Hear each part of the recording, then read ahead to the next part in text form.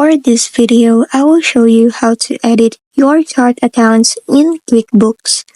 First, log into your QuickBooks account. Once inside the dashboard, go to the left-hand panel and click on Transactions. Now, select Chart of Accounts. Here, you will see a full list of all your existing accounts like bank accounts, income, and expense categories that your business uses to track finances. To edit one, simply click on the drop-down arrow beside the account you want to change. Then, select Edit.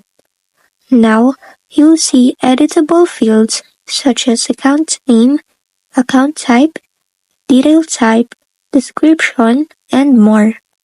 Make your changes as needed.